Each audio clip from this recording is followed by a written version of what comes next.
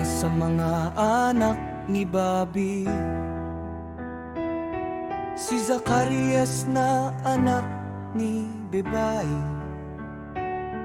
at kasama niya ay 28 lalaki. Mula sa mga anak ni Asta,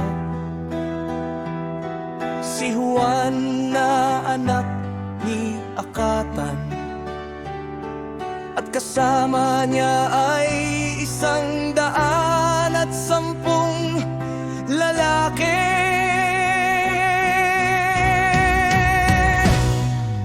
Mula sa mga anak ni Adonicam na mga huli, at ito ang kanilang pangalan: si Elipalet, Joel at Semeias, at kasama nila ay 70 lalaki. Mula sa mga anak ni Bago, si Utay na anak ni Istalkurus, at kasama niya ay 70 lalaki.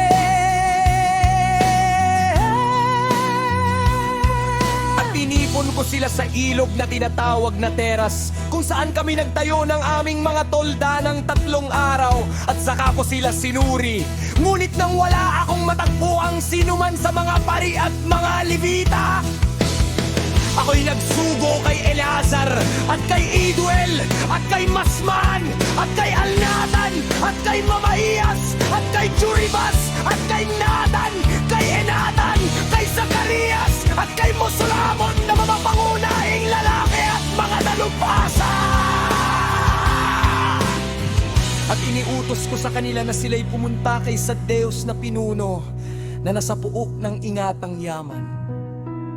At iniutos sa kanila na magsalita kay Daddeus at sa kanyang mga kapatid at sa mga tagapangasiwa ng kayamanan sa dakong yaon na magpadala sa amin ng mga lalaking maaring magsagawa ng katungkulan ng mga pari sa bahay ng Yahwa Alahaya. At sa pamamagitan ng makapangyarihang kamay ng ating Yahwa ay dinala nila sa amin ng mga bihasang lalaki mula sa mga anak ni na anak ni Levi, na anak ni Israel, si Asibebia at ang kanyang mga anak, at ang kanyang mga kapatid na 18, at si Asebia, at si Anas, at si Oseas na kanyang kapatid mula sa mga anak ni Canuneo, at ang kanilang mga anak ay 20 lalaki. At sa mga lingkod ng templo na itinalaga ni David, at sa mga pangunahing lalaki para sa paglilingkod ng mga Levita, sa mga tuwid, ang mga lingkod ng templo ay 220 ang talaan ng kanilang mga pangalan na ipinakita. Do'y nanata ako ng isang pag-aayuno sa harap ng mga kabataang lalaki, sa harap ng ating Alahaya, upang hilingin sa kanya ang isang matagumpay na paglalakbay para sa amin at sa mga kasama namin, para sa aming mga anak at para sa mga hayop. Sapagkat ako'y nahiya na humingi sa hari ng mga mangangabayo at mga taong nakasakay sa kabayo, at isang eskorta para sa proteksyon laban sa aming mga kaaway. Sapagkat aming sinabi sa hari na ang kapangyarihan ng Yahwa naming Alahaya ay sa kanya na naghahanap sa kanya upang itaguyod sila sa lahat ng paraan. At muli naming hiniling sa aming Alahaya tungkol sa mga bagay na ito, at natagpuan namin siyang mabait sa amin. At magkagayoy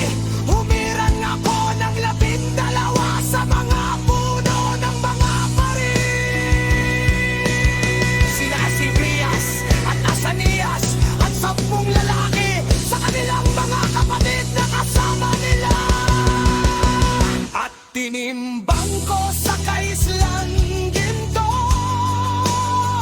at ang pilak at ang mga banal na sisidlan ng bahay ng ating Yahawa Alahaya na ibinigay ng hari at ng kanyang mga tagapayo at ng mga prinsipe at ng buong Israel.